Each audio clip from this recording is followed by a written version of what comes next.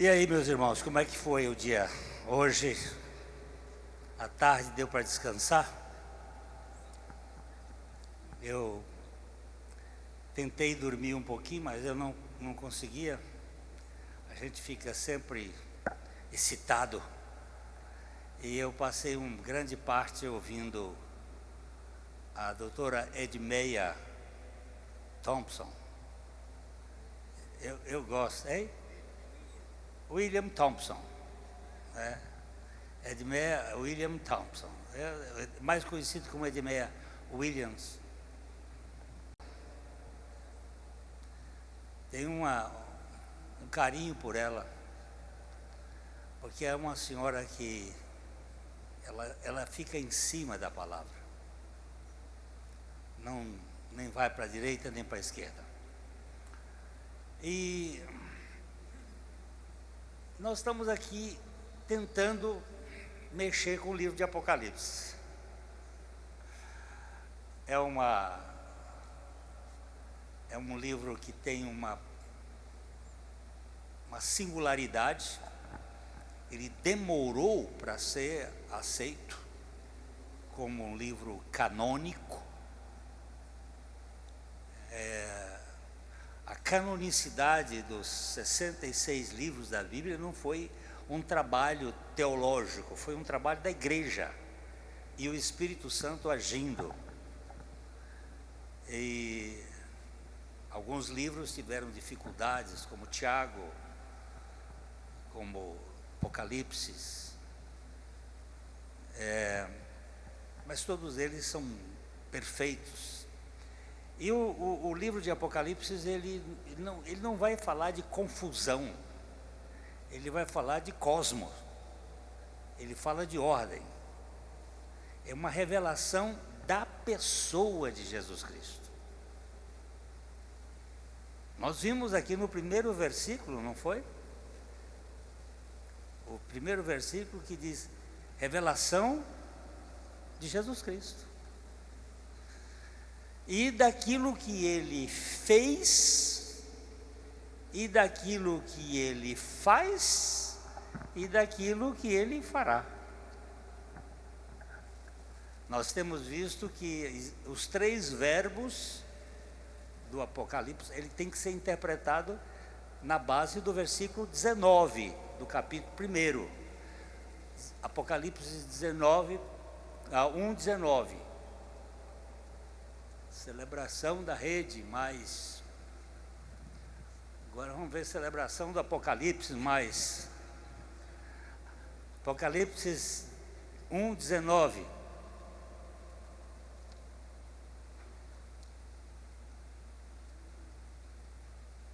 Ele aparece. Vai aparecer aí, né? Apareceu? Então, como ele diz aí, escreva, pois, as coisas que você viu, as coisas que são, e as coisas que hão de vir. Nós temos essa versão que é muito boa em muitos aspectos, a NVI, é a nova versão internacional.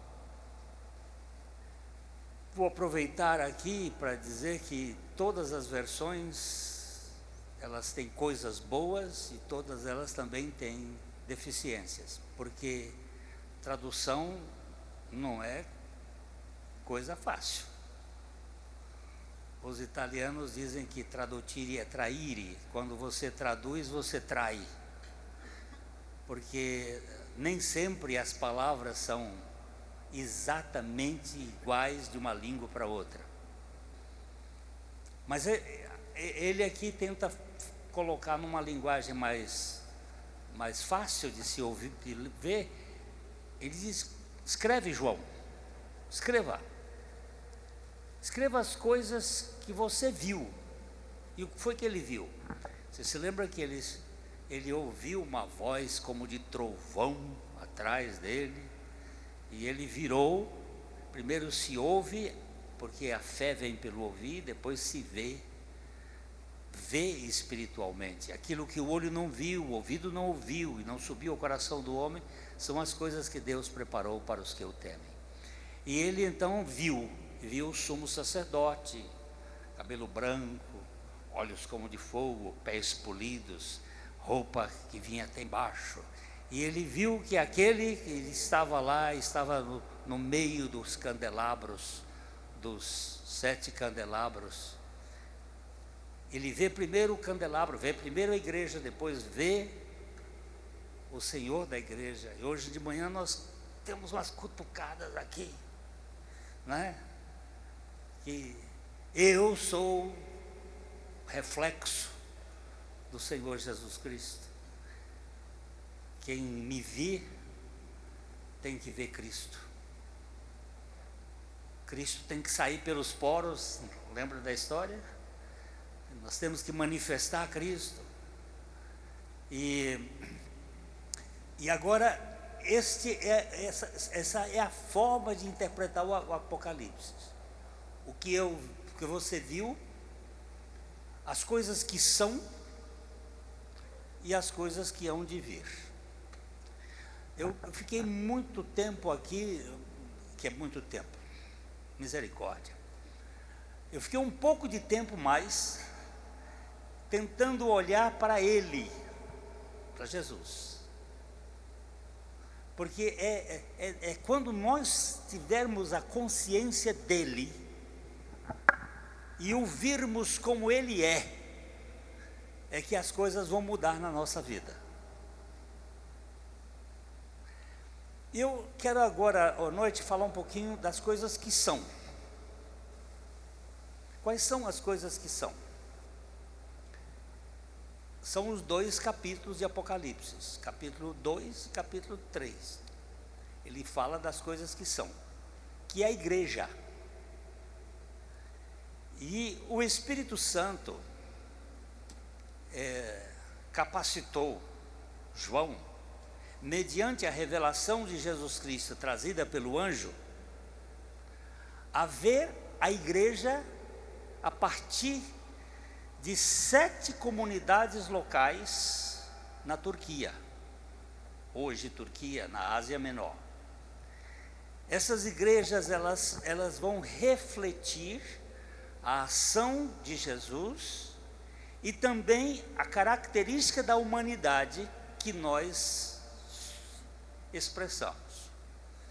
Então vamos ver se a gente lembra. Quais são as 7 igrejas? Vamos ver. Éfeso, Esmirna, Pérgamo, Tiatira, Sardes, Filadélfia e Laodiceia. Essas 7 igrejas, elas são igrejas locais, características de uma cultura local, cidades estas que vão expressar, porque hoje alguém chegou para mim assim, o senhor é de onde? O senhor é daqui do Paraná mesmo? Eu digo, não, eu sou do Piauí. Eu nasci no Piauí, vivi 17 anos no Piauí. Ela disse, eu bem que eu vi que tem umas coisas, tem um sotaquezinho que aparece. A cultura da gente fica na gente. Eu estou no Paraná há 51 anos, mas eu não consegui pegar o porta, né? Eu continuo arrastando o R. E aqui nós temos uma cultura de cada cidade. Aquelas cidades, elas imprimem a maneira da igreja. A igreja de Londrina, por exemplo, ela tem uma característica. E a igreja de Telêmaco Borba aqui vai ter uma outra característica da cidade, das características da cidade. A primeira igreja de Londrina, quando eu assumi há 51 anos atrás, ela tinha 17 nacionalidades diferentes. Você imagina? Eu não estou falando de 17 descendentes de russos, de italianos, de abssarábios, de turcos, de alemães. Não estou falando de descendente, não. Eram nascidos nesses países. O culto de oração naquela igreja que o culto de oração, ele prova, ele demonstra a igreja. Se você quiser conhecer uma igreja, tem que ir para o culto de oração. Não é esse cultão aqui, não. O culto de oração é que diz quem é a igreja. E eu sofria naquele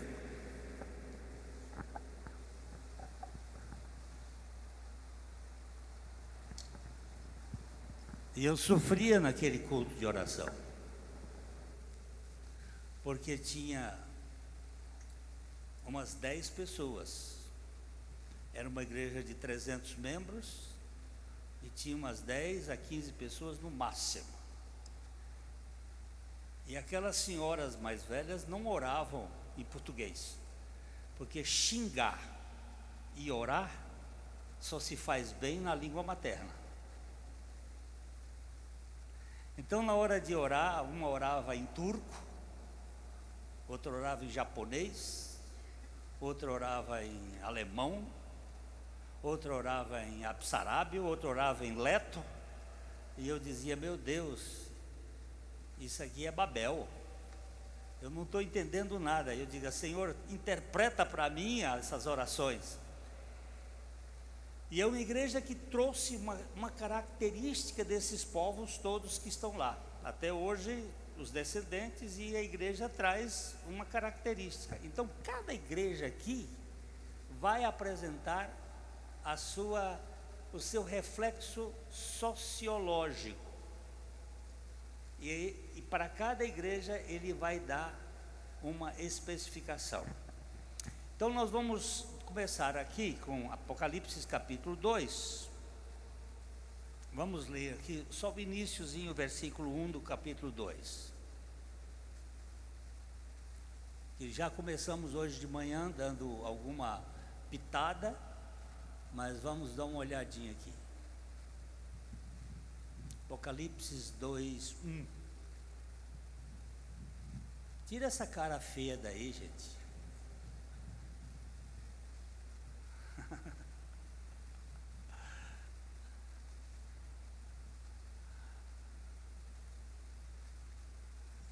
Aí, obrigado. O anjo da igreja em Éfeso escreve: eis o que diz aquele que tem as 7 estrelas na mão direita e anda entre as 7 candelabros de ouro.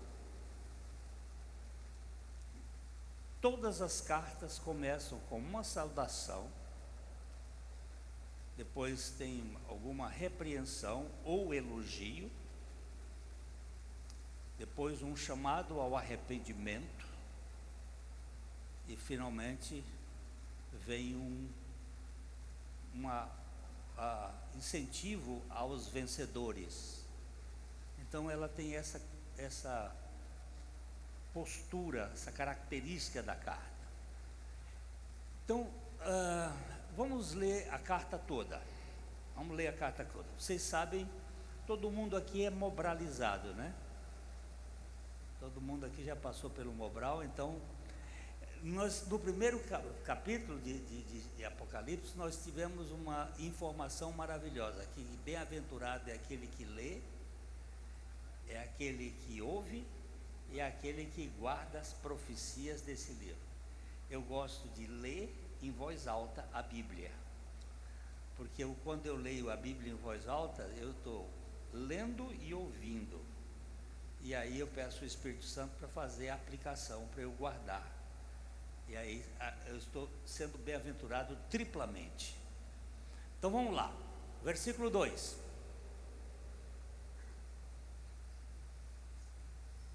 Conheço as suas obras, o seu trabalho árduo e a sua perseverança. Opa, igreja boa! É uma igreja obreira, é uma igreja que sua, e é uma igreja que persevera. Continua. sei que você não pode tolerar homens maus, que pôs à prova os que se dizem apóstolos, mas não são, e descobriu que eles eram impostores. Igreja que examina. Essa igreja é do primeiro século, é a igreja apostólica, uma igreja que examinava. Mais um pouquinho. Vem, você tem perseverado e suportado os sofrimentos por causa do meu nome e não tem desfalecido. Muito bem, mais outro.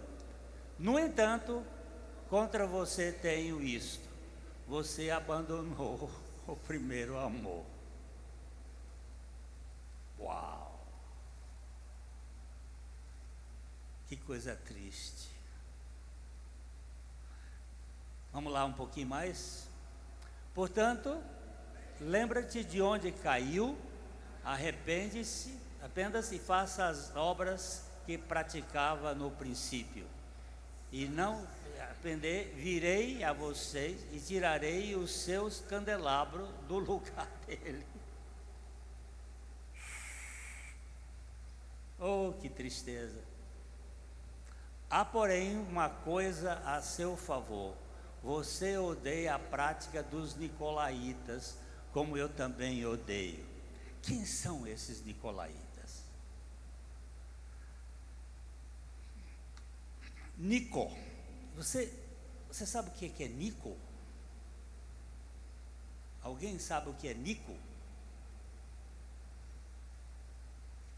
É capaz de eu achar no pé de alguém aqui um Nico.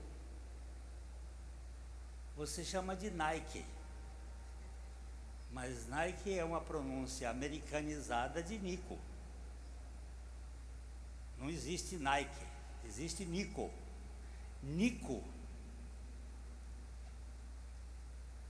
é vitória.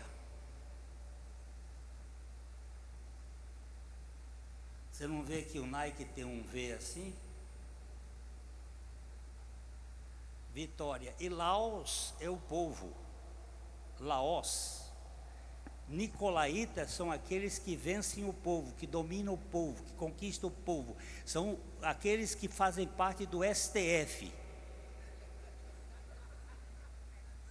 que manda, que comanda, que domina, que governa, que impõe. É isso que significa nicolaítas. Aqueles que querem dominar a igreja. E ele está dizendo, Jesus está dizendo, e vocês odeiam a prática dos nicolaítas, como eu também odeio.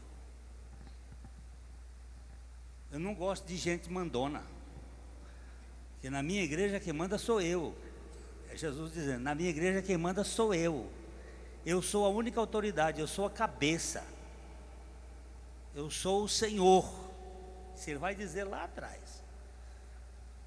Quem tem ouvidos, ouça o que o Espírito diz às igrejas. Aquele que vencer, darei o direito de comer da árvore da vida que está no paraíso de Deus. Agora você está vendo? A primeira coisa que nós perdemos o direito foi comer da árvore da vida. E ele agora começa dizendo, você vai comer da árvore da vida. Muito bem. Vou dar uma passadinha aqui.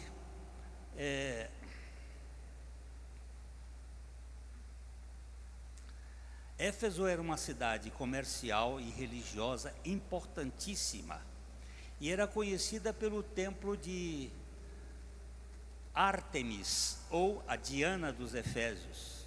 Ali era o centro cultural da maior idolatria.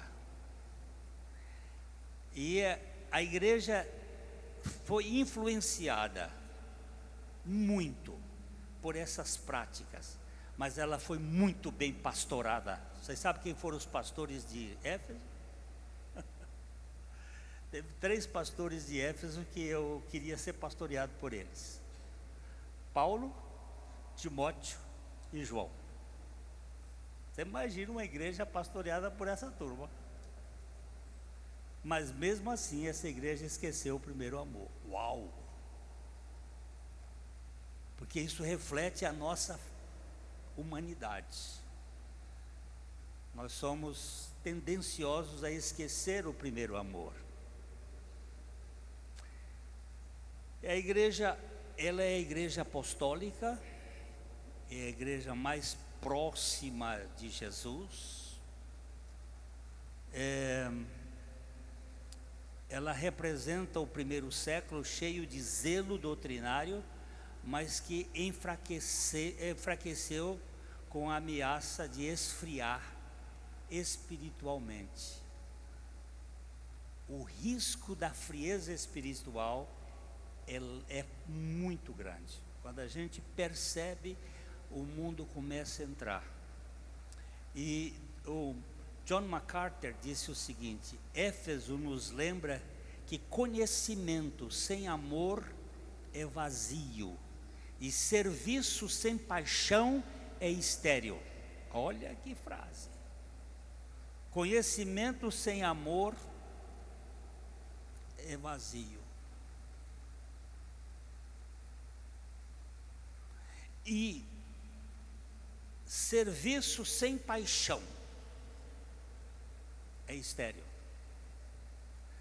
Quando você na igreja faz por dever, por obrigação,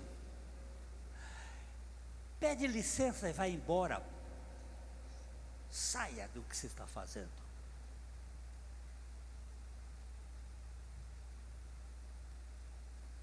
Quando o cargo é maior do que o encargo de Deus, não faça. Se você não fizer com paixão, e paixão por Cristo, peça licença, diz: olha, eu vou trabalhar para o meu patrão, que é o diabo.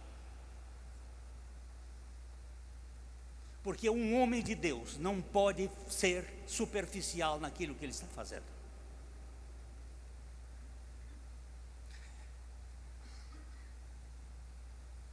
O pastor citou o Zacarias Taylor, que num domingo teria que assumir o cargo de presidente da República dos Estados Unidos. E ele não foi assumir o cargo porque era no domingo e era o dia da casa do Senhor. Isso pode parecer radical.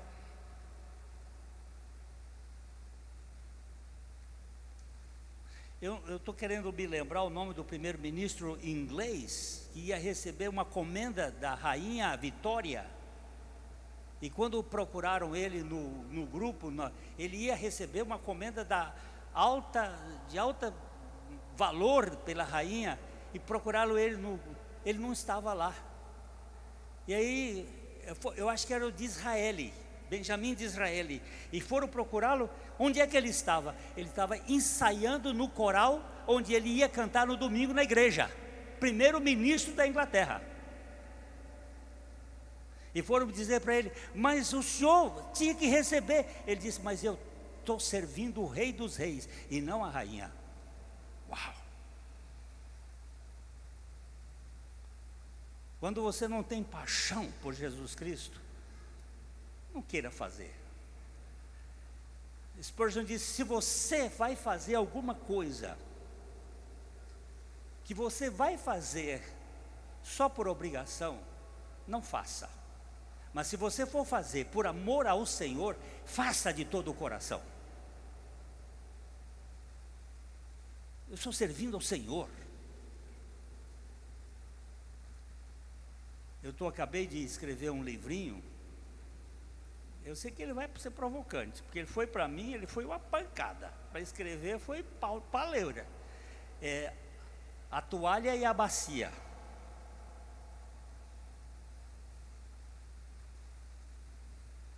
O serviço de Deus é no pé. Não é aqui em cima, não. É de cócora lavando pé. E pé de gente suja.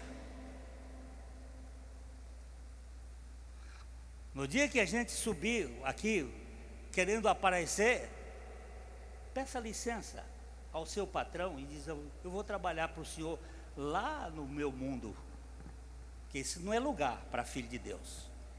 Filho de Deus é aquele que serve com humildade, com quebrantamento. Eu não posso fazer outra coisa senão esta. Eu disse outro dia para um grupo: vamos assistir o jogo. Quarta-feira é dia de oração, culto de oração. Nós vamos assistir o jogo. Eu digo: vá, filho do capeta, vão para lá, é lá o seu lugar. O entretenimento que vocês estão querendo, vocês estão substituindo as coisas de Deus por isto. Às vezes a gente não tem coragem de dizer porque ofende, mas se ofender e ficar zangado e for embora, melhor ainda. A porta da igreja está aberta para entrar os filhos e para sair os filhos do capeta. Porque se ficou ferido, a gente sofre às vezes, mas não fica ferido. A ferida sara pelo Espírito Santo.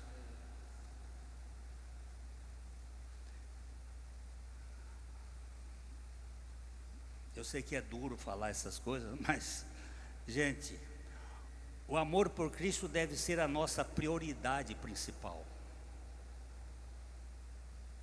Nós devemos buscar ortodoxia e fervor, sem negligenciarmos a comunhão do Senhor. Eu quero ser ortodoxo, eu quero ser firme na palavra, mas eu quero ser: Senhor, eu não posso fazer outra coisa se não for para Ti. Eu Te amo, Senhor. Não me deixa eu ficar envolvido com aquilo que não é Teu. Vamos ler a segunda igreja? Será que eu dei tempo para fazer tudo isso hoje? Será que vocês aguentam? Então vamos embora, vamos lá para a segunda igreja. Olha aqui, bonitinho que você trouxe, olha que bom. Vocês estão vendo ali, ó. Éfeso, Esmirna, Sardes, Pérgamo, Tiatira, Filadélfia. Éfeso, Esmirna, Pérgamo, Tiatira, Sardes, Filadélfia, Laodiceia. Esse caminho assim, ó, o Espírito entrou por aqui, subiu até Pérgamo, onde houve o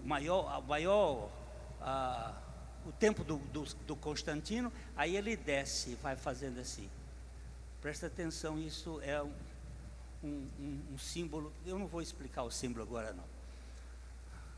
A geografia também explica muita coisa. Vamos lá. Então, ao anjo da igreja em Esmirna, escreve: eis o que diz aquele que é o primeiro e o último, que morreu e tornou a viver. Gente, tudo que ele vai dizer na saudação, ele já disse no primeiro capítulo. Então ele vai repetir, porque a Bíblia, ela é repetitiva. E a educação cristã deve ser repetição. Eu já citei aqui Paulo dizendo aos filipenses: a mim não me desgosta, é segurança para vós outros que eu escreva as mesmas coisas, que eu fale as mesmas coisas, que eu repita as mesmas coisas. A teoria de educação de Chomsky diz que nós devemos repetir pelo menos 39 vezes para poder assimilar. Então repete. Ele vai dizendo: eu sou o primeiro e o último, eu sou o alfa e o ômega. E ele disse: morreu, aquele que morreu e tornou a viver.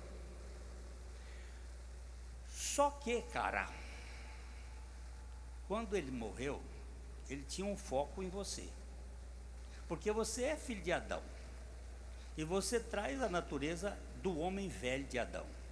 E esse homem velho de Adão é o criador de caso. Todo criador de caso é o homem velho, que é o criador de caso. E ele tinha como finalidade matar você lá na cruz. Me matar. Eu precisava morrer e ressuscitar com a vida dele. Ele morreu e tornou a viver, porque nesse processo, eu disse ontem, ele foi o único que ressuscitou primeiro. Ele é o primeiro da ressurreição. Ele é o primogênito dentre os mortos. E ele morreu para matar vocês todos. Se você ainda não pegou o seu atestado de óbito, eu quero convidar você a pegar o seu atestado de óbito na cruz com Cristo. Eu tenho um livrinho chamado A Morte do Grão de Trigo, em que eu trabalho isso aqui. Eu tenho ali o meu atestado de óbito na cruz e a minha certidão de nascimento na ressurreição. É um novo homem, é uma nova criatura. Saulo morre lá no caminho de Damasco e nasce de novo uma nova criatura, um novo homem. Eu estou crucificado com Cristo e vivo não mais eu, mas Cristo vive em mim. Então é esse aqui. Conheço, lá na outra ele diz: conheço as tuas obras. Nessa daqui ele diz: conheço as suas tribulações e a sua pobreza. E mais, tu és rico. Olha lá, diferente de Laodiceia. E conheço também a blasfêmia dos que a si mesmos se declaram judeus e não são, sendo antes, eu hoje não terminei de falar da sinagoga de Satanás. Eu disse que tem um lado da luz e tem um outro lado que não é da luz. E falei que a maçonaria só tem 3 graus, de fato, e depois os outros graus são graus filosóficos. E no grau 18º há 2 maçonarias. A maçonaria da luz fica do lado de cá com os bobos da corte, e a do lado de lá com os comandantes do mundo. Desses aqui do lado da luz, o outro lado da luz, são todos satanistas. Todos satanistas. Se você quiser fazer um estudo de pesquisa em toda a turma que está lá no STF, todos são do lado da luz, do outro lado da luz. Todos são satanistas. Todos.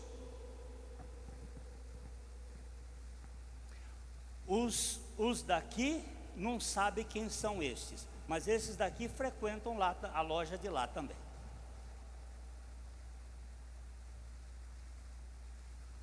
Sinagoga de Satanás, dentro da igreja, trazendo confusão para tirar Cristo do foco, para tirar a pregação cristocêntrica. Então vamos lá, igreja, não tenha medo do que você está prestes a sofrer. Eis que o diabo está prestes a lançar alguns de vocês na prisão, para que sejam provados, e vocês passarão por perseguição durante 10 dias. A igreja de Esmirna, ela passou por 10 perseguições, por 10 atentados dos reis. Eu não vou mexer nisso aqui porque é longo, desde Nero, Domiciano e todos aqueles que perseguiram a igreja. Mas essa igreja é aquela história: quanto mais esmagava, mais nascia. Tem um cântico antigo que é cantado pelos pentecostais que eu acho muito bonito. Não sabiam que naquela cena gotas de sangue eram grão. Quem é vocês de música que sabe? Não sabe não? Não se pode matar um crente, quem é crente não morre não. Ele sobe à presença de Deus para receber o seu galardão.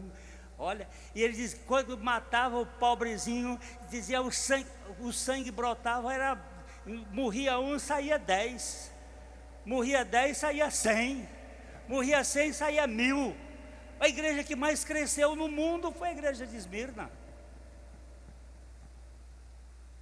Em 2 séculos eles tinham tomado conta da Europa, da Ásia, e é uma igreja que cresceu muito. Seja fiel até, e eu darei a coroa da vida. Terminamos aí ele dizendo: quem tem ouvidos, ouça o que o Espírito diz às igrejas. Aquele que vencer não sofrerá de modo algum a segunda morte. Queridos, aqui nós temos uma igreja sofredora, que não tem nenhuma crítica, mas tem a sinagoga de Satanás no meio dela. Recebe elogios, mas a sinagoga está lá, fazendo a arruaça dele. Então, Esmirna era conhecida por seu culto ao imperador romano. Os cristãos eram perseguidos, martirizados, incluindo Policarpo, o discípulo de João. A história de Policarpo é muito linda. Com 86 anos, o carrasco chegou para ele e disse: saúda César, diga Kyrios Kaiser, diga que César é o Senhor. E ele diz: Christos Kairos, Cristo é o Senhor. Ele disse: repita que César é o Senhor. E ele diz: Christos Kairos, Cristo é o Senhor. Então você vai morrer. Ele diz: faz 86 anos que eu o sigo, ele nunca me decepcionou. Não é agora que eu vou decepcioná-lo. E ele foi queimado vivo, enquanto queimava ele cantava. Isso eu não sei como é que pode fazer um negócio desse, só o poder do Espírito Santo. Homens que têm vida de verdade, né? Na igreja perseguida, Jesus não faz nenhuma crítica, apenas encoraja a perseverança. É a igreja perseguida que vai do ano 100 até o ano 313, com a assinatura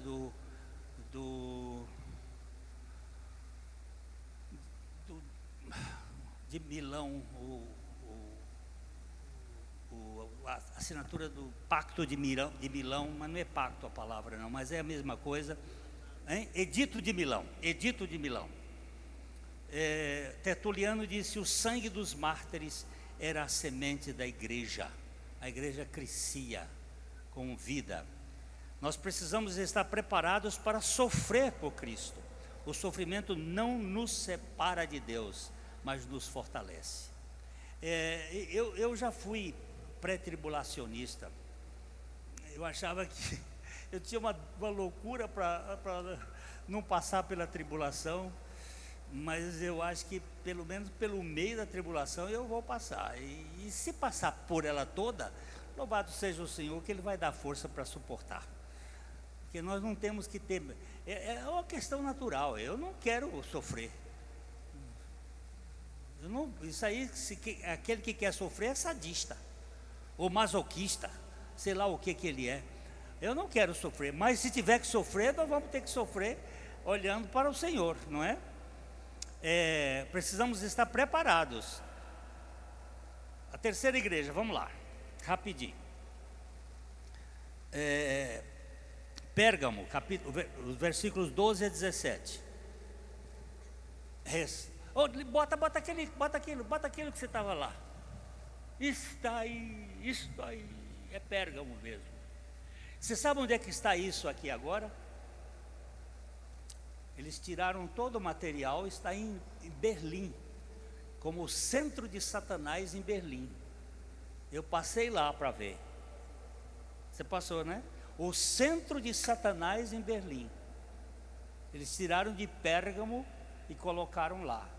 Depois vocês veem na internet que... Obrigado, vocês estão fazendo um bom trabalho aí, né? Depois, se vocês quiserem, pode mostrar lá em Berlim. Ao anjo da igreja, onde? Em Pérgamo, escreve: eis o que diz aquele que tem a espada afiada de 2 gumes. Ele começa dizendo que ele falou lá em cima, que a espada afiada está aqui. A espada afiada de 2 gumes é a sua palavra. Onde nós temos firmeza? Na palavra de Deus. Está escrito? Está escrito. Então aqui, é para nós. Não está escrito? Foi o reverendo que disse? Foi o Papa que disse? Foi o que lá que disse? Joga fora. Não está na Bíblia? Joga fora. Nós temos que ser absolutamente... Ó, lá o de Berlim. Muito bem.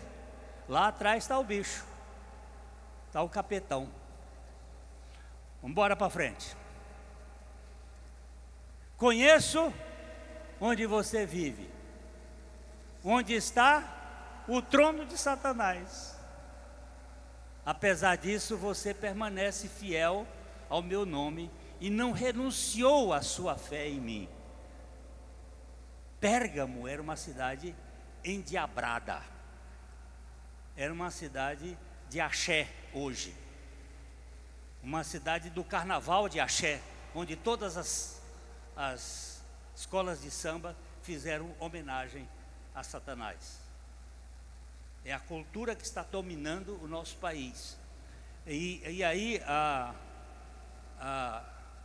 cidade era o centro da idolatria e da perseguição aos cristãos. A igreja tolerava doutrinas falsas como Balaão, que promovia a imoralidade. Vamos lá ver mais. Mesmo nos dias em que Antipas, minha fiel testemunha, foi morto entre vocês, onde habita Satanás.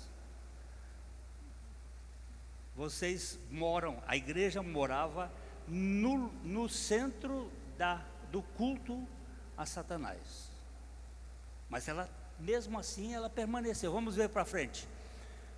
No entanto, tenho contra você algumas coisas que você tem aí, pessoas que se apegam aos ensinos de Balaão, o qual ensinava Balaque a armar ciladas contra os israelitas. Depois você vai estudar o que Balaão fazia. Balaão, ele pagava as pessoas para amaldiçoar. Balaque pagava Balaão para amaldiçoar o povo de Deus. E ele fez o sinal da cruz para amaldiçoar. No norte, no sul, no leste e no oeste. Mas cada vez que ele levantava, o Espírito, quando o Espírito trabalha, bota até a mula para ensinar o profeta burro. E ele teve que aprender a andar diante do projeto de Deus e falar o que Deus quer que ele falasse. Mas induzindo-os a comer alimentos sacrificados a ídolos e a praticar imoralidade sexual. Se você for verificar o livro de Apocalipse, vai falar muito de porneia.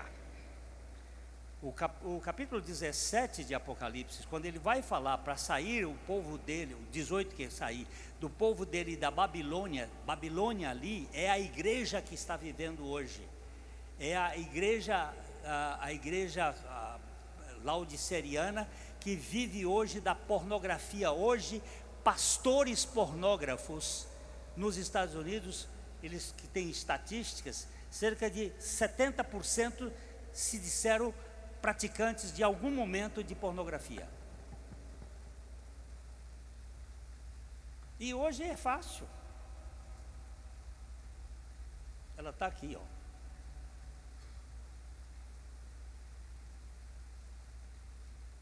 E você sabe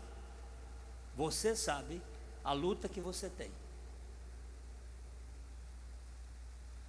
E a igreja precisa ser um lugar terapêutico, onde as pessoas que estão passando por essas lutas e essas tentações possam trazer e confessar, para serem libertas desses pecados terríveis. Mas a gente esconde numa santidade mentirosa e sofrendo as consequências com isso. E de igual modo você tem também os que se apegam aos ensinos dos nicolaítas. Esses nicolaítas estão sempre entrando aí. Isso talvez seja um Nicolau aí do passado, que tinha um desejo de poder, como aquele discípulo de João, lá do capítulo 3 da terceira carta. Não, aquele discípulo é, é, Diótrofes, que rejeitava a orientação de João, esses discípulos do diabo que querem fazer da igreja de Jesus Cristo um negócio. Seguindo, portanto, o que é? Arrependa-se, senão virei em breve até você e guerrearei contra eles com a espada da minha boca.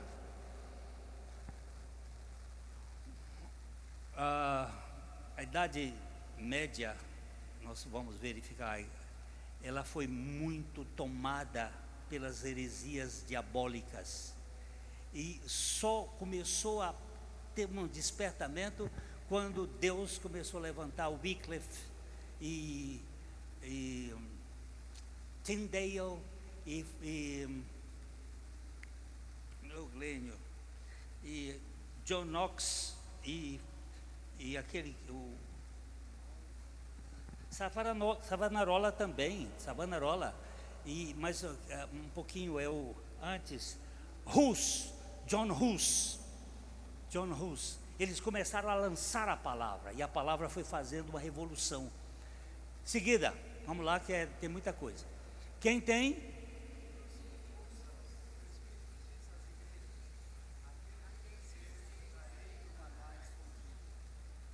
Ele vai dar sempre uma coisa boa para comer. O maná é o maná escondido. Isso aqui eu ainda não penetrei muito nesse assunto do maná, mas isso aqui para mim é Cristo. Porque o maná do deserto apontava para o alimento espiritual de cada dia, que é Cristo. Quando eu oro assim: Pai nosso que está nos céus, santificado seja o teu nome, venha a nós o teu reino, seja feita a tua vontade assim na terra como nos céus, eu digo: o pão nosso de cada dia nos dá hoje. Eu não estou pensando do pão da padaria, eu estou pensando do pão do maná, eu estou pensando de Cristo, o meu alimento, o que sustenta a minha alma, que sustenta a minha vida. Eu tive um secretário que trabalhou comigo muitos anos, ele era um inglês, o irmão George Smith, e ele traduziu uma época um material, na época que houve aquela fome de Biafra, e a Cruz Vermelha foi lá e encontrou uma família no meio de gente morrendo, magérrimos, esqueléticos. A família estava magrinha, mas estava pele lisa e corados. Era um pai que tinha uma renca de filhos, não sei se eram 12, e a mulher, e eles estavam bem. Aí os médicos da Cruz Vermelha perguntaram para aquele família: vocês têm comida escondida aí? Guardada a comida? Ele disse: não, faz 30 dias que nós não comemos. Como é que vocês estão assim? As crianças brincando, como é que vocês estão assim? Quando não tínhamos mais comida, eu chamei os meus filhos e disse: filhos, nós não temos comidas, mas nós temos a palavra de Deus. E Jesus disse que nem só de pão viverá o homem, mas de toda a palavra que sai da boca de Deus. Então, quando chegava no final da tarde, eu lia a Bíblia para eles.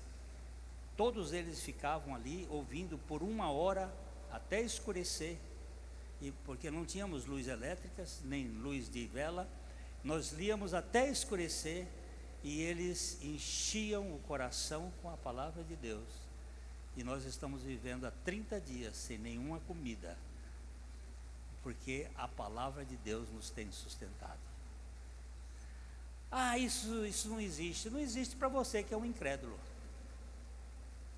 Os incrédulos não creem na palavra de Deus, e não tem jeito. Tem que comprovar. Vai comprovar lá nos quintos. Não tem jeito, gente. Para incrédulo não tem jeito. Então, Pérgamo, essa igreja, ela tolerava doutrinas falsas, e é a igreja imperial. Ela começa ali com Constantino e ela vai até o ano 600, quando Maria entra na história. A mariolatria. Após Constantino legalizar o cristianismo, a igreja começa a se corromper com o Estado. Martinho Lutero, ele criticou muito isso e disse: quando a igreja busca poder terreno, ela perde o seu poder espiritual. Quando a igreja faz acordo com os homens, ela perde a sua vida espiritual. E nós precisamos rejeitar o compromisso com o pecado e manter a pureza da nossa fé em Cristo Jesus. A quarta igreja, vamos lá que eu vou chegar no fim. Vamos lá. Tiatira. 18 e até esse é o maior texto. Cadê vocês não estão lendo? Por quê? Eu não vou ler agora. Vamos ver. Ó, Tiatira aí. A gente acha que Tiatira era uma coisinha. Não. Tinha muita construção grega. Eram lugares espetaculares.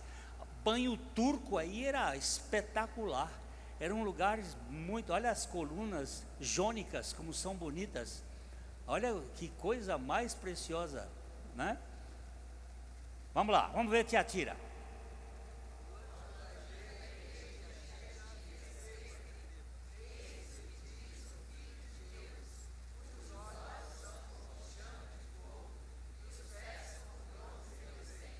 Ele vai buscar a justiça, vai buscar a onipotência de Deus, de Cristo, e vai trazer para a igreja de Tiatira.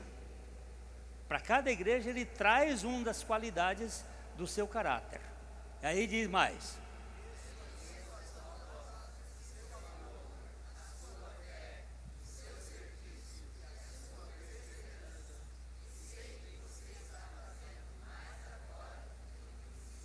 que igreja boa! Olha quanta coisa que essa igreja faz. No entanto,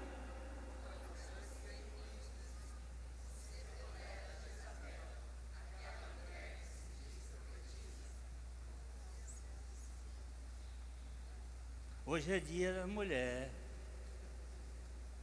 Essa mulher que se diz profetiza, que anda contando coisa que Deus não contou, que anda falando coisa que Deus não falou, que anda dizendo coisa que Deus não disse nada, e que quer que a sua palavra prevaleça. Esse é um problema sério. No meu início de ministério, eu comecei a orar com uma mulher poderosa em oração. Eu queria mais coisas, então eu ia lá na casa dela para orar. E ela foi me dominando a minha cabeça.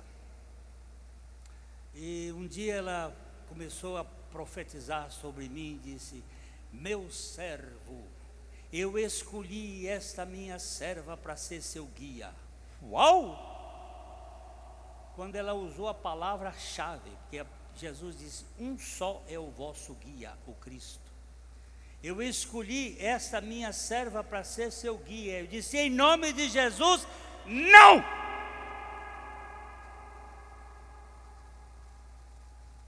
Sabia que ali estava diante de uma cilada de Satanás. Um só é o vosso guia, um só é o vosso mestre. Nós não temos que aceitar essas insinuações. Ficou braba, me perseguiu por muito tempo, porque a gente sabe de onde vem. Com seus ensinos, ela induz os meus servos à imoralidade sexual e a comerem alimentos sacrificados aos ídolos. Isso aqui graçou por toda a Idade Média, desde o ano 600 até o ano 1517. Se vocês quiserem estudar, ver coisa, veja a vida sexual dos papas. é horroroso. Outro dia briguei com o ChatGPT, eu converso muito com ele. Eu bato verdadeiros papos com ele. De vez em quando ele quer me induzir, eu disse, cara, você tá mentindo. Eu não minto. Mente, sim, senhor. Você é mentiroso, você está me dando dados que eu vou lhe dar aqui, ó. Eu comecei a citar alguns dados, ele disse, desculpa, eu errei. Eu digo, agora você também chama pecado de erro? Seu esquerdista da figa. Eu brigo com ele, pensa que eu uso o ChatGPT. Ele é muito útil em muitos aspectos, mas eu dou cada paulada nele também. Nós dois, ele todo dia só não chamou minha mãe mas ele também é valente. Mas nós temos que utilizar aquilo que é bom e também a enfrentar. Tiatira era conhecida por suas guildas comerciais e idolátricas. Essa palavra é utilizada naquela época, que é sindicato. Era uma igreja de sindicatos de comando. A igreja tolerava Jezabel, símbolo da corrupção espiritual. Foi a igreja da Idade Média. Ela tem mais ou menos 900 anos de vivência. Representa a igreja que se envolvia com práticas de corrupção, com indulgências, com idolatria e com imoralidade. Eu ganhei um livro de um presbiteriano, de um irmão que é um bom pesquisador, e ele me deu esse livro sobre a grande luxúria nesse período, onde aquilo que há de mais sórdido que você possa imaginar dentro da igreja corria grosso nos palácios reais e nas catedrais. Mas Deus nunca perdeu o controle. Os cátaros, aqueles cristãos que combateram, os albigenses, os irmãos que queriam levantar a verdade, eles lutaram muito, e Deus foi prevalecendo até que veio a reforma. Wycliffe, ele tem um livro chamado Babilônia Eclesiástica, o John Wycliffe, onde ele analisa esse período como um dos períodos mais tristes da história da igreja, esse período de Tiatira. Nós devemos rejeitar todo o ensino que nos desviam do Evangelho, todo o ensino. E a verdadeira fé deve ser pura e livre de tradições humanas corruptas. Isso é bíblico? É bíblico, então vamos lá. Isso não é bíblico, isso faz parte da nossa tradição. Então vamos ver, essa tradição merece ser continuada porque é bíblica? Não, então corta. Agora vamos para Sardes, versículos de 1 a 6. Eu terminei a leitura lá?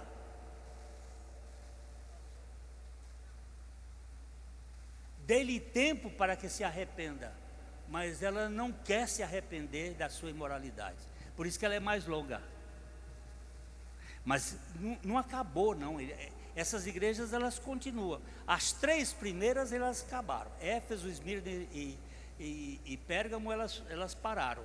Agora Tiatira, catolicismo; Sardes, protestantismo; Filadélfia, a igreja do avivamento; e Laodiceia, nós. Elas continuam, e elas continuam no meio, vai aparecendo e a outra vai crescendo junto.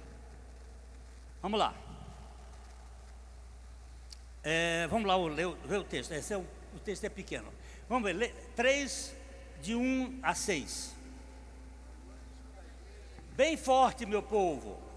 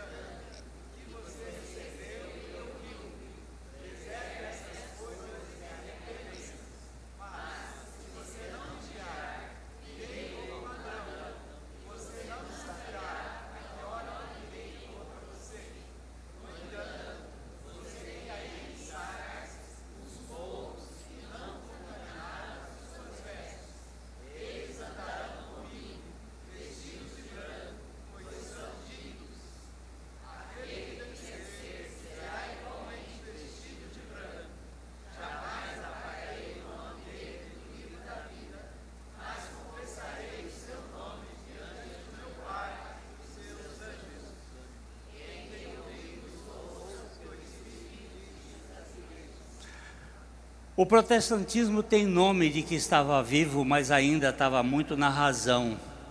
Uma teologia racional, muito intelectual, pouca vida, pouca queima, pouco fogo espiritual.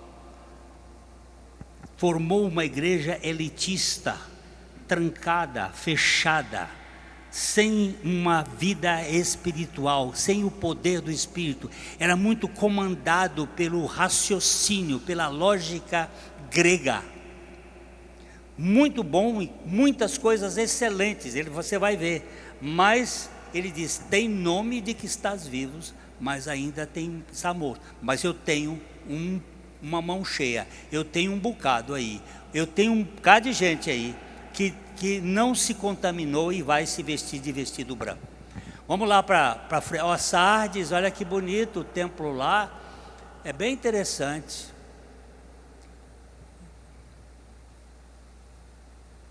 Agora a Filadélfia.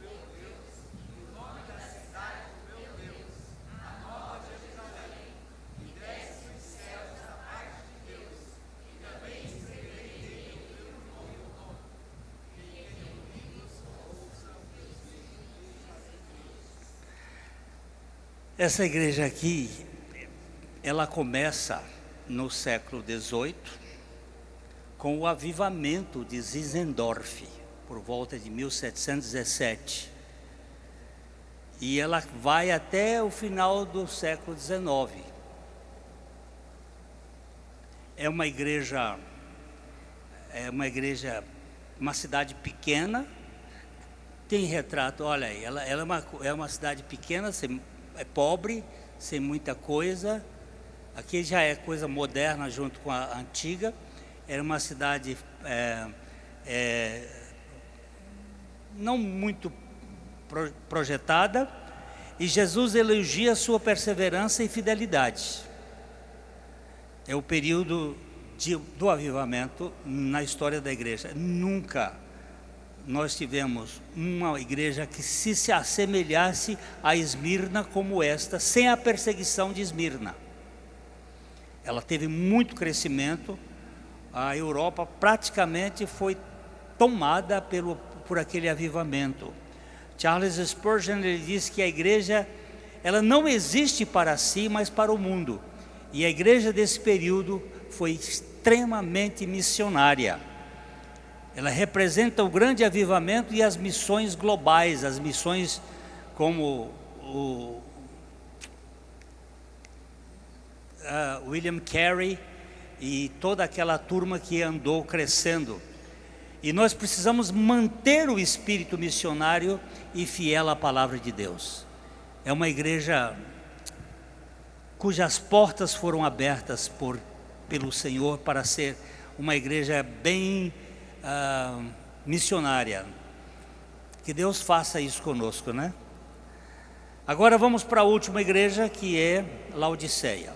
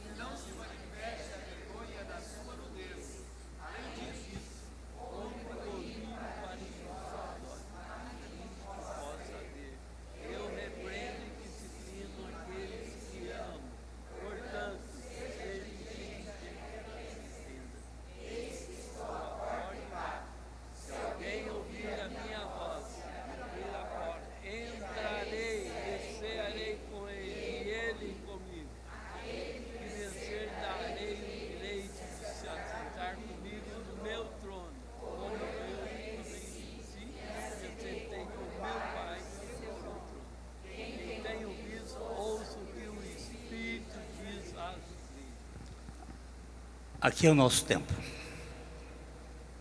Aqui somos nós. Isso começou no final do século XIX e continua até hoje.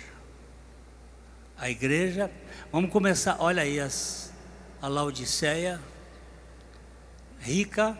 Vamos começar, vamos agora, esse eu vou gastar um pouquinho mais de tempo, já acabamos, mas só para a gente voltar aos versículos. Volta o versículo do início. Conheço ao anjo da igreja em Laodiceia.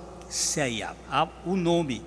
Eu queria ter gastado, mas você pode fazer essa pesquisa. Cada nome simboliza uma coisa. Cada nome, ela expressa um tipo de significado. Laodiceia, Laos é povo. Diceia é justiça. A justiça do povo. O governo do povo. A ideia da democracia. A ideia de que nós é que vamos governar a igreja. A igreja de Laodiceia diz o amém. O amém significa o final. Aquele que está... O amém a gente diz no final da oração. Você está terminando. Amém. É o final. A testemunha fiel. Lá do livro do primeiro capítulo. O verdadeiro, o soberano da criação de Deus. Vocês podem perder de vista de que eu sou a testemunha fiel, eu sou o soberano, eu sou o verdadeiro, eu sou aquele que né? Conheço as tuas obras. É uma igreja obreira, é uma igreja que faz coisas, que você não é, mas você não é nem frio nem quente. E ele está dizendo, e eu gostaria que você fosse ou frio ou quente. Toma uma decisão. Vai ser frio mesmo. Ou então vai ser quente, botando fogo.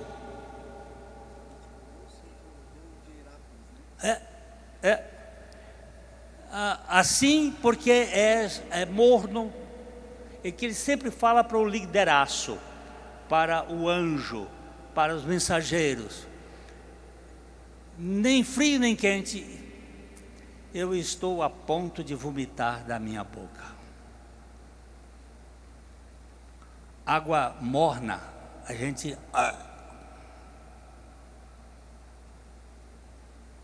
Esse vômito de Jesus é muito sério. Vocês não me agradam. Vocês não estão me adorando. Vocês estão se auto-adorando. O culto é voltado para vocês. A música é para vocês. Eu não gosto daquela música. Eu tenho visto tanta coisa esquisita. Não é para o Cordeiro. Depois ele vai dizer, você diz, sou rico, enriqueci-me, não preciso de nada. Nós temos tudo. Olha que coisa maravilhosa que nós temos aqui. Um sistema maravilhoso, tão precioso, com ar, com som, com tanta coisa boa, e um povo descontente. Eu não sei se aqui é assim, mas lá em Londrina é uma gemessão. O ar agora está frio, não sei o que, está quente, agora é o que. Um povo descontente, um povo critiquento, um povo que resmunga, que murmura, que xinga, que vai e que cria problema. Vocês concordam? Eu estou vendo uma lei sacudindo a cabeça bem forte, e eu também estou achando que ela está concordando.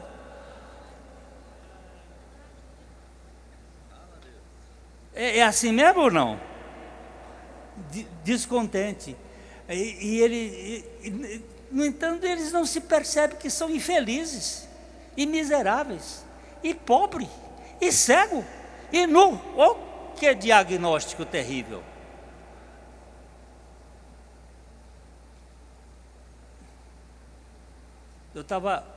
Tinham 3 irmãos lá na igreja conversando.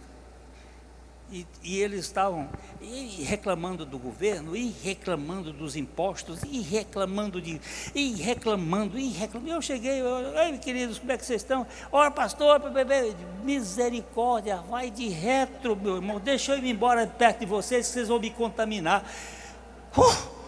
Que coisa é essa? Um povo que só se reúne para lamúria,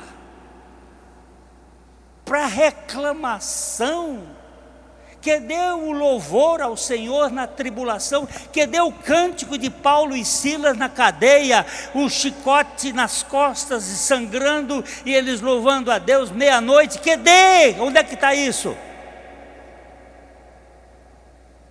Sumiu da igreja de Laodiceia. Se não tiver nos trinques, não serve.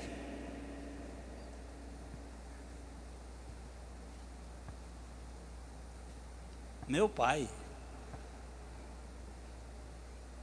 faz uma revolução aí. Você diz que é rico, enriquecido, mas é pobre, é cego, é nu, é miserável, é infeliz.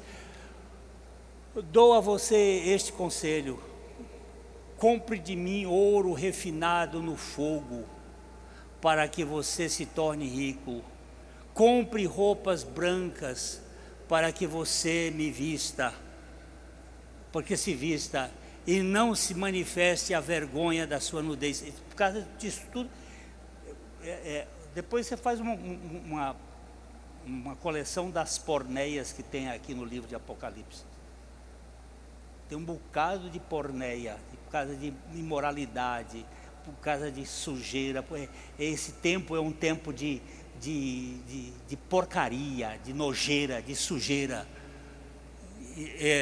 Além disso, compre colírio para ungir. Isso aqui eu teria que gastar um bocado de tempo para explicar todas essas questões, mas Laodiceia era uma cidade que tinha uma faculdade de medicina. Laodiceia tinha águas termais, ela tinha uma série de características, mas era uma igreja sem vida, sem paixão por Jesus Cristo, sem fogo cristão. É uma igreja elitizada, metida besta, que fica achando-se superior aos outros. E isso é terrível, isso pega. Eu repreendo e disciplino aquele que amo. Portanto, seja diligente e arrependa-se. Quando Deus está falando sobre arrependimento, o maior arrependimento é de nós mesmos. Não é tanto do que nós fazemos, é do que nós somos. Eu preciso me arrepender de mim, Senhor. Eu preciso sair do centro, meu Pai, porque eu sou tendente a ficar no comando das coisas. E aí esse versículo 20 aqui, que é usado para evangelização, não tem nada com evangelismo, mas pode ser usado também, porque Deus usa tudo as palavras dele. Mas esse versículo ele está dizendo assim: olha, eis que eu estou à porta, estou chegando, estou à porta e bato. Quem bate está do lado de fora. Essa igreja está funcionando tudo, mas Jesus está do lado de fora. Ele não faz parte da igreja. A igreja tem tudo. A igreja tem bom som, tem boa música, boa isso, boa aquilo, mas não tem o Senhor. Ele está do lado de fora batendo. Se alguém ouvir a minha voz e abrir a porta, entrarei e cearei com ele e ele comigo. Ele traz a ceia, ele é a ceia, ele é o suprimento. Ele não vai pedir de nós nada, ele não quer de nós nada, porque nós não temos nada para dar para ele, porque tudo que nós temos é dele. Esses sonegadores de dinheiro, por exemplo, nas igrejas, eu dou ali o que eu acho. Não é o que você acha, é o que ele determina.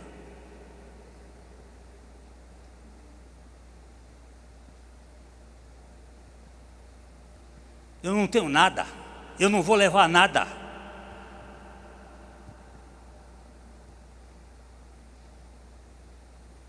Aquele que darei a ele o direito de assentar comigo no meu trono. Oh, coisa linda!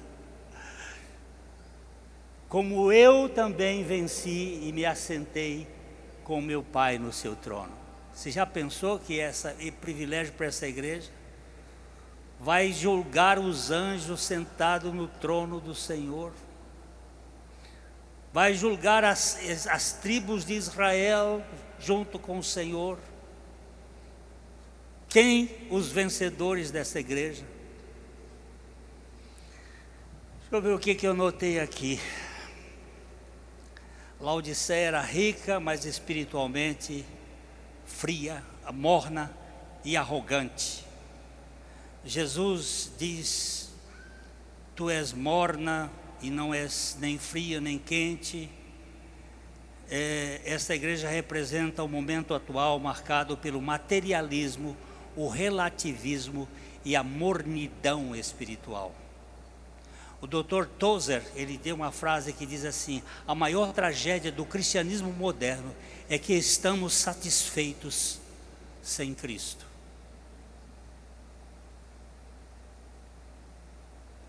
A maior tragédia do cristianismo moderno é que estamos satisfeitos sem Cristo. Precisamos abandonar a apatia espiritual e buscar o fervor genuíno. Onde estamos na história da igreja? Onde nós estamos? Muitos creem que realmente a igreja de Laodiceia, eu creio assim, está muito próxima da vinda de Cristo. Mas Jesus chama a sua igreja ao arrependimento e à fidelidade. E eu anotei aqui 7 características que nós devemos reviver. Nós devemos reviver de Éfeso, voltar ao primeiro amor. Senhor, eu quero a Ti. Eu preciso de Ti. Eu quero comunhão contigo. Eu não quero me prender ao WhatsApp e a Instagram e a Facebook. Eu quero a Ti. Move meu coração para Ti. Nós devemos permanecer fiéis em tempos de perseguições como Esmirna. Nós devemos rejeitar os compromissos como o mundo, como Pérgamo é provocada a rejeitar. Não, não, isso não pertence ao Senhor, isso não é dele. Eu não vou me envolver meu tempo com essas coisas. Eu preciso buscar uma fé pura e bíblica, como foi o Espírito mandou a Tiatira fazer. Nós precisamos ver reavivado o avivamento real, como ele está dizendo em Sardes: vocês estão com cara de vivo, mas estão mortos. Senhor, aviva a tua igreja pelo novo nascimento. Levanta gente. Nós precisamos ser missionários e ativos como a igreja de Filadélfia, pregando para o maior número de pessoas. E nós precisamos rejeitar a mornidão espiritual. Que Deus em Cristo nos desperte, para que nós sejamos fiéis à sua volta, sejamos fiéis a Ele e à sua palavra. Tem misericórdia de nós nesse tempo, Senhor, e faz uma igreja surgir das cinzas, como um fênix da mitologia, mas faz com que essa igreja laodiceriana se torne uma igreja viva pelo Teu Espírito. Amém.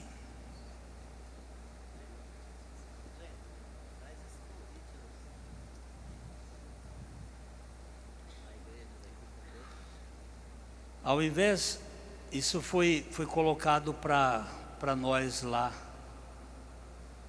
uma provocação para a igreja lá em Londrina. Ao invés de reclamar do governo, que de fato não tem ajudado, vamos orar para que Deus transforme e avive nossa nação para a glória de Jesus Cristo. Junte-se a nós e seja um intercessor, ao invés de nós reclamarmos do governo,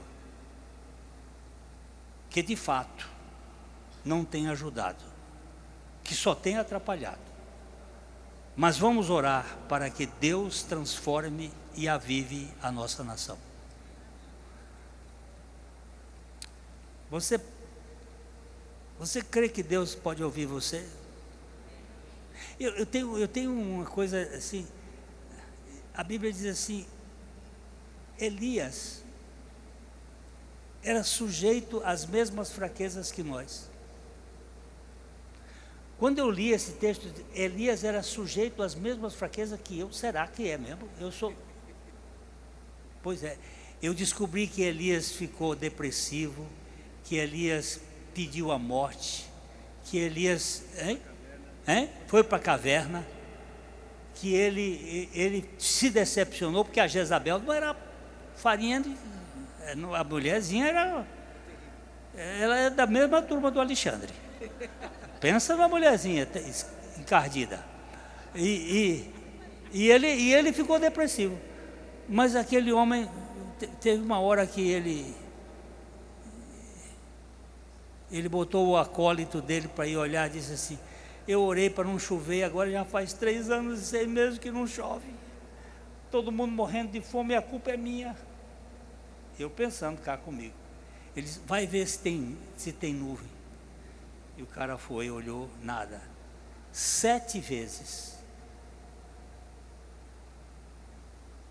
Um dia eu volto aqui para falar só sobre o número 7. E aí ele disse, no 7ª vez, disse assim: seu Elias, tem uma mão. Só tem uma nuvem do tamanho de uma mão. Ele disse: chega, basta. Pode deixar que Deus sabe fazer o resto. E você e eu, às vezes, será que a minha oração vai mover? Eu, nesse carnaval, Deus me acordava às 3 horas da manhã para orar pelo Brasil. E eu dizia assim: Senhor, mas quem sou eu nesse cubículo de Londrina, no fundo de um quintal, num lugar tão pequenininho? Ele disse: é com você que eu quero tratar. Vai orar. Então eu queria despertar vocês também para orar. Quando acordar para ir fazer xixi, volta e ore. Se quiser orar de joelho, ore de joelho. Se não quiser orar de joelho, ore deitado mesmo. E se dormir depois que está orando, não tem problema. A criança, quando está no colo do pai, dorme. E quando eu estou no colo de Jesus, muitas vezes eu durmo. Não tenho culpa disso, não. Eu durmo no colo dele. Então ore por essa nação, ore pelo avivamento da igreja, para que nós vejamos uma igreja viva pelo Espírito Santo. Não é animação, diferente de avivamento. Animação é coisa da alma, avivamento é do Espírito.